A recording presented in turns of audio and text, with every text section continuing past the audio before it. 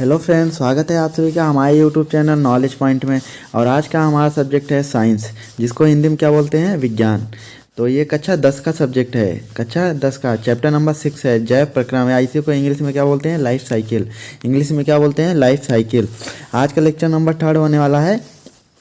आज का लेक्चर कौन सा है, 3, यानी कि जो चैप्टर जैव प्रक्रम है, चैप्टर नंबर 6, तो उसका लेक्चर नंबर 3 है। इसके पहले 2 लेक्चर अपलोड हुए हैं। तो आज के इस लेक्चर में हम लोग देखेंगे फ्रेंड कि आज के इस लेक्चर में पढ़ना क्या है। आज के इस लेक्चर में हम लोग पढ़ेंगे कि मानव श्वसन क्रिया होती क्या है, कोशिका क्या होती है, और रक्त व ऊतकों के बीच गैसों का आदान प्रदान कैसे होता है, और संवहन देखेंगे। संवहन अब जो क्रिया होती है वो है क्या। फिर मानव संवहन तंत्र के मुख्य अवयवों के बारे में देखेंगे कि मानव संवहन तंत्र के कौन कौन से अवयव हैं।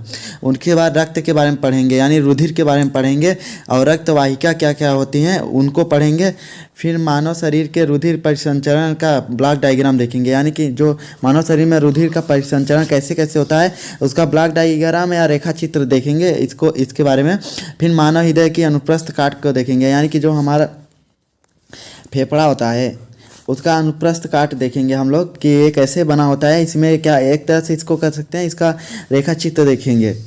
तो चलते हैं फ्रेंड, मानव श्वसन क्रिया। आज का हमारा पहला टॉपिक क्या है, मानव श्वसन क्रिया। मानव श्वसन क्रिया क्या है, यह 2 प्रकार की होती है, अंतः श्वसन, उच्च श्वसन। 2 प्रकार की होती है, अंतः श्वसन, उच्च श्वसन। अब अंतः श्वसन क्या है, ऐसी प्रक्रिया, यानी कि ऐसी प्रक्रिया जिसमें ऑक्सीजन को यदि हम अंदर की तरफ लेते हैं, क्या होता है, जैसे हम लोग सांस, यानी मनुष्य जब सांस लेता है अंदर की तरफ, यह अंतः श्वसन कहलाता है। और उच्च श्वसन क्या कहलाता है कि जब मनुष्य सांस को बाहर छोड़ता है, यानी कि शरीर से बाहर छोड़ता है। जैसे कार्बन डाइऑक्साइड जब शरीर से बाहर छोड़ता है तो उसे क्या कहते हैं, उच्च श्वसन कहते हैं। तो हम लोग देखेंगे इन दोनों में कंपैरिजन किया गया है, यानी कि अंतः श्वसन में और उच्च श्वसन में दोनों में अंतर क्या है ये देखेंगे। अंतः श्वसन के दौरान क्या होती है, कौन सी प्रक्रिया, वृक्षीय गुहा फैलती है, यानी कि वृक्षीय गुहा फैल जाती है। जब श्वसन यानी ऑक्सीजन अंदर जाता है तो जो वृक्षीय गुहा होती है वो फूल जाती है।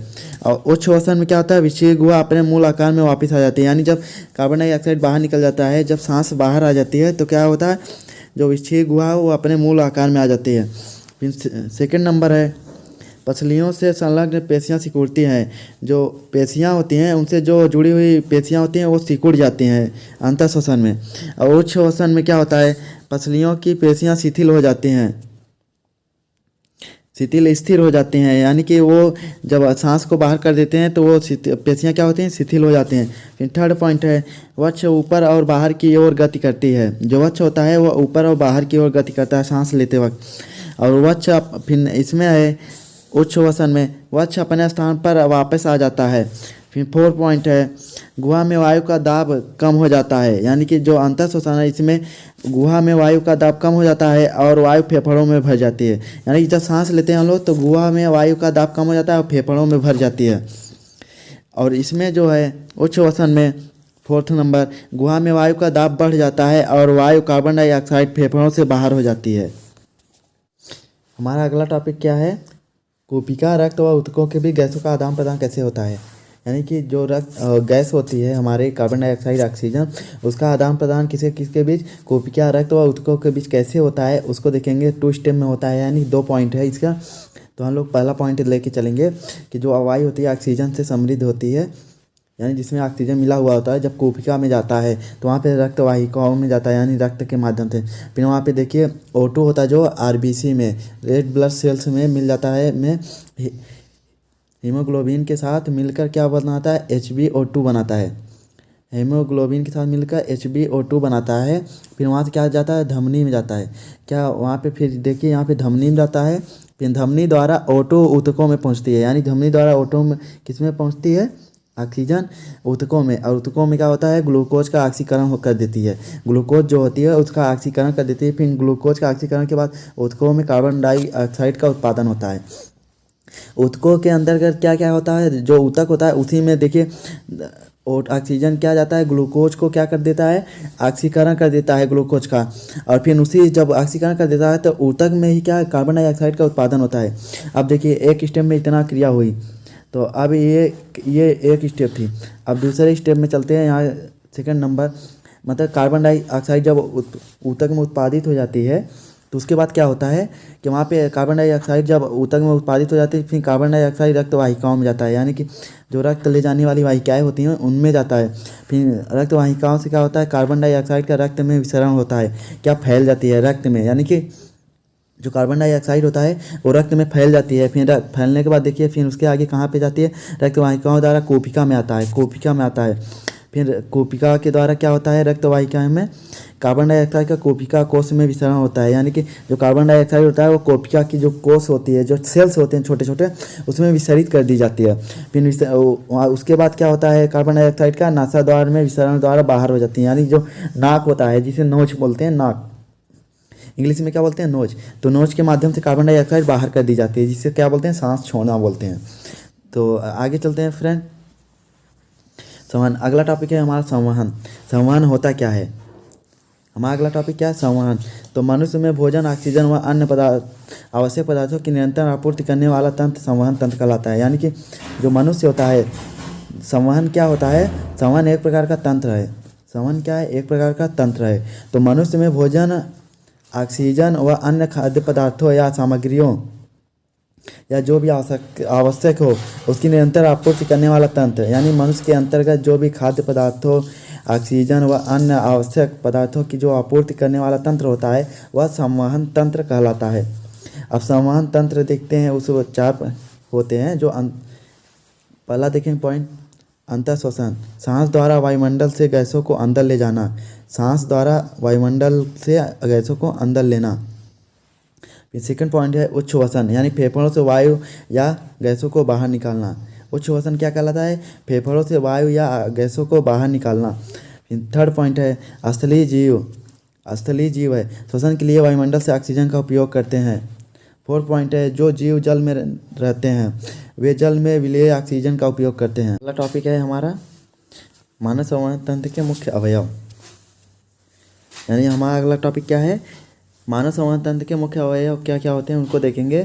तो मानव संवहन तंत्र के मुख्य अवयव 3 प्रकार के होते हैं, यानी 3 होते हैं।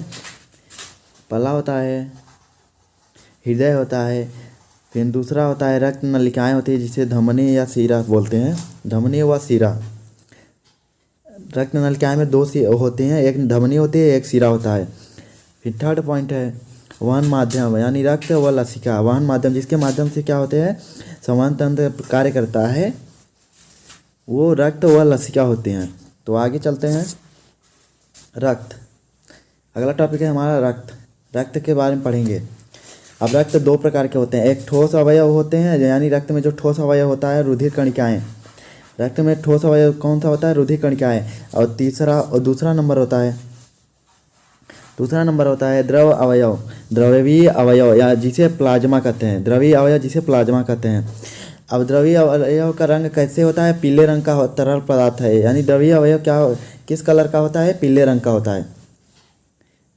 अब जो प्लाज्मा होता है इसमें जानते हैं 90% जल होता है, यानी कि प्लाज्मा में कितने % जल होता है, 90%। केवल 10% शेष अवयव क्या होता है, शेष अवयव जैविक होता है, यानी कि प्लाज्मा प्रोटीन जैसे एल्बुमिक, ग्लोबुलिन और अजैविक खनिज तत्व बने होते हैं।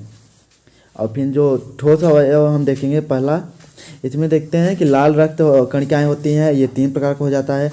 एक पहला होता है लाल रक्त कणिकाएँ, दूसरा होता है श्वेत रक्त कणिकाएँ, थर्ड होता है रक्त प्लेटलेट्स। अभी इनके बारे में देखेंगे कि जो लाल रक्त कणिकाएँ होती हैं ये ऑक्सीजन और कार्बन डाइऑक्साइड का वहन करते हैं, यानी कि जो श्वेत रक्त कणिकाएँ होती हैं, सॉरी फ्रेंड, जो लाल रक्त कणिकाएँ होती हैं वो क्या करती हैं कि O2 ऑक्सीजन और कार्बन डाइऑक्साइड का वहन करती हैं, यानी कि ऑक्सीजन और कार्बन डाइऑक्साइड को ले जाती हैं और ले आती हैं। और हीमोग्लोबिन रक्त को लाल रंग देता है, यानी कि जो लाल रक्त कणिकाएँ होती हैं उसमें हीमोग्लोबिन पाया जाता है, जिसकी वजह से वे लाल रंग के होते हैं। और जो श्वेत रक्त कणिकाएँ होती हैं वो शरीर को रोग मुक्त करने में सहायक होते हैं, यानी कि ये एंटीजन प्रदान करता है बॉडी को, यानी जो हमारी शरीर होती है, शरीर को क्या करती हैं, बॉडी एंटीजन प्रदान करती हैं, यानी कि रोगों और विषाणुओं के प्रति लड़ने की क्षमता प्रदान करती हैं। और जो रक्त प्लेटलेट्स होता है ये रक्त का थक्का बनाने में सहायता करती हैं। अब ये रक्त का थक्का कैसे बनाती हैं, जैसे मान लीजिए आपके किसी अंगुली में या हाथ में कहीं पे भी ब्लेड लग जाता है। जब ब्लेड लग जाता है तो रक्त बाहर निकलने लगती है। अब बाहर निकलने लगती है तो जिससे क्या होता है, हमारे ब्लड प्रेशर में कमी आती है। ब्लड प्रेशर में कमी आती है या रक्त का बहाव ज़्यादा हो जाने से क्या होती है, मनुष्य की मृत्यु भी हो जाती है।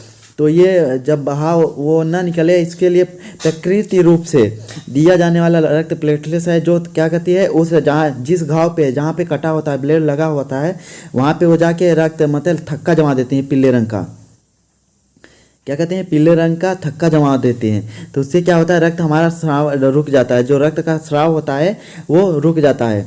तो आगे चलते हैं। अगला टॉपिक है हमारा रक्तवाहिका।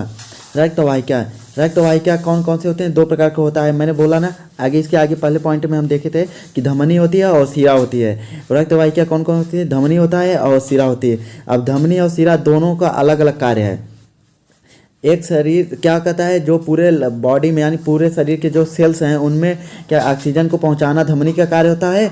और जो शिरा का कार्य क्या होता है, जो सेल्स होते हैं वो कार्बन डाइऑक्साइड का जब उत्पादित होती हैं, यानी कि जो ऊतकों में कार्बन डाइऑक्साइड निकलती है उनको अब बाहर करना है, तो वो शिरा का कार्य होता है। यानी कि शिरा का कार्य क्या होता है, कार्बन डाइऑक्साइड को सारी कोशिकाओं से एकत्रित करके फुफ्फुस यानी फेफड़े तक ले आना। और धमनी का कार्य होता है कि ऑक्सीजन को यानी कि फेफड़े से ऑक्सीजन को लेकर सारी ऊतकों यानी कोशिकाओं में वितरित करना। तो ये अलग अलग कार्य है इनका। तो यहाँ धमनी देखेंगे, पहला पॉइंट है इसका, ऑक्सीकृत रुधिर को हृदय से शरीर के विभिन्न अंगों तक ले जाती हैं। अपवाद फुफ्फुस धमनी, यानी फुफ्फुस धमनी एक अपवाद के रूप में है, जो कि क्या करती है, बिना ऑक्सीजन के रक्त को ले जाते हैं। और जो शिरा होती है, इसका पहला पॉइंट है, शिराएं विभिन्न अंगों से अनाक्सीकृत रुधिर एकत्र करके वापस हृदय में लाती है। अपवाद फुफ्फुस शिरा, यानी फुफ्फुस शिरा क्या होती है, ये ऑक्सीजन रहित, ऑक्सीजन के साथ जो ऑक्सीजन होता है रुधिर में उसको ले जाती हैं। तो ये मैंने बताया ना कि जो शिरा होती है ये क्या कहती है, जो कार्बन डाइऑक्साइड को सभी सेल्स से लेकर फेफड़े तक पहुंचाते हैं। और जो धमनी होती है ये ऑक्सीजन को फेफड़े से लेकर सभी सेल्स यानी कोशिकाओं तक पहुंचाना होता है। फिर धमनी में देखेंगे सेकंड नंबर, धमनी की भित्ति मोटी व अधिक लचीली होती है। जो धमनी की भित्ति यानी कि जो सेल्स होती है, यानी कि जो धमनी की नली होती है वो मोटी होती है और लचीली होती है अधिक।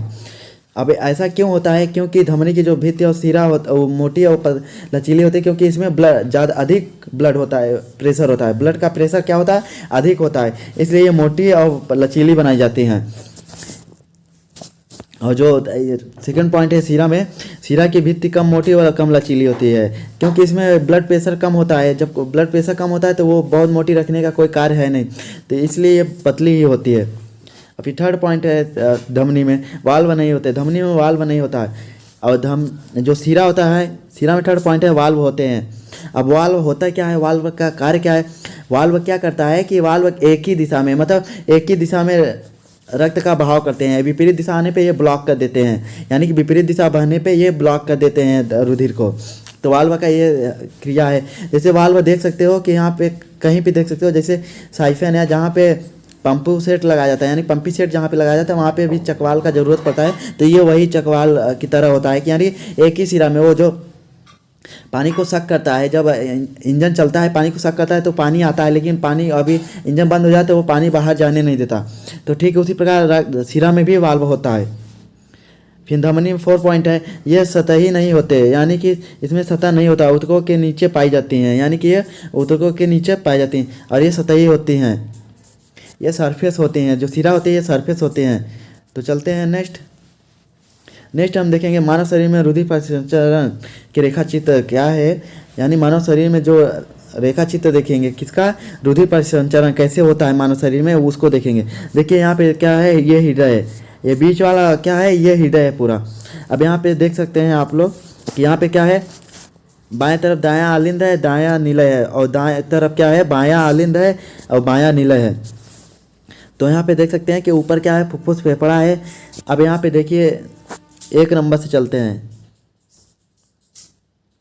अब 1 नंबर से यहाँ पे देखिए फुफ्फुस फेफड़े से क्या हुआ, ऑक्सीजन आया, फुफ्फुस से सिरा विनाक्सीकृत रुधिर, यानी कि जिसमें ऑक्सीजन ना हो वो आता है यहाँ पे, फिर हृदय में आता है।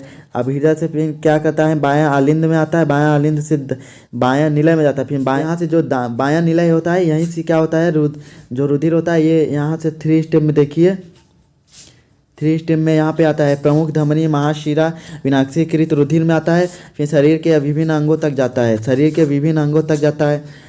फिर वहाँ से 4 पॉइंट देखिए, प्रमुख शिरा महाशिरा विनाक्सीकृत रुधिर, यानी कि जब शरीर से बाहर क्या करता है, प्रमुख शिरा आ जाती है, महाशिरा जिसे बोलते हैं वो आ जाती है। फिर 4 पॉइंट के बाद देखिए यहाँ पे दायां आलिंद में आ जाता है, दायां आलिंद में आने के बाद फिर दायां निलय में आता है 5वें पॉइंट पे देखिए, 5वें पॉइंट के बाद फिर 6 पॉइंट पे देखिए फुफ्फुस धमनी विनाक्सीकृत रुधिर, यानी यही अपवाद है। फिर वहाँ से फिर फुफ्फुस फेफड़े में जाता है। तो इस प्रकार ये रेखा चित्र था, मानव रुधिर शरीर में रुधिर परिसंचरण कैसे होता है, ये रेखा चित्र था। फिर आगे देखते हैं, हमारा अगला टॉपिक है कि मानव शरीर की अनुप्रस्थ काट कैसे होता है, मानव हृदय की अनुप्रस्थ काट। हम अगला टॉपिक है हमारा मानव हृदय की अनुप्रस्थ काट।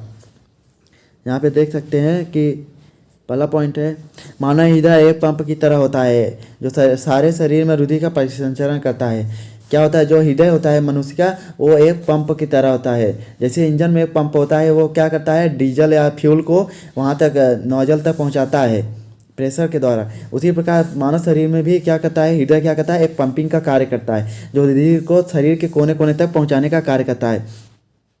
फिर सेकंड पॉइंट है, आलिंद की अपेक्षा निलय की पेशियाँ भित्ति मोटी होती हैं, यानी कि जो आलिंद होता है उसकी अपेक्षा निलय जो होता है, निलय की पेशियाँ क्या होती है, यानी बाहरी दीवार क्या होती है, मोटी होती है, क्योंकि निलय को पूरे शरीर में अधिक रक्तचाप से रुधिर भेजना होता है।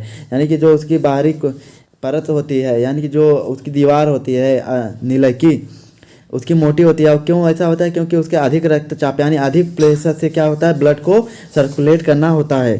तो यहाँ पे देख सकते हैं ये पूरा फिगर है, यहाँ पे आप देख सकते हैं कि यहाँ पे फुफ्फुस धमनी है, इस तरफ दाएं तरफ फुफ्फुस सिराएँ हैं, फिर बायां आलिंद है, फिर बायां निलय है। फिर ये देखिए धमनी महाधमनी है, फिर बाएं तरफ शरीर के ऊपरी भाग के महाशिरा, फिर दायां आलिंद है, फिर शरीर के निचले भाग के महाशिरा, फिर दायां निलय है, विभाजिका है। फिर यहाँ पे देखते हैं हृदय में उपस्थित वाल्व और रुधिर प्रवाह को उल्टी दिशा में रोकने से सुनिश्चित करते हैं। यानी कि मैंने जो बताया ना, जो वाल्व होते हैं वो शरीर में क्या करते हैं, रक्त प्रवाह के उल्टी दिशा में प्रवाहित ना हो, इसलिए वाल्व क्या लगे होते हैं, जिसके कारण अगर ये रुधिर विपरीत दिशा में प्रवाहित होते हैं तो ये क्या करते हैं, रुधिर को ब्लॉक कर देते हैं। तो आज के इस लेक्चर में बस इतना फ्रेंड, मिलते हैं नेक्स्ट लेक्चर में, तब तक के लिए जय हिंद।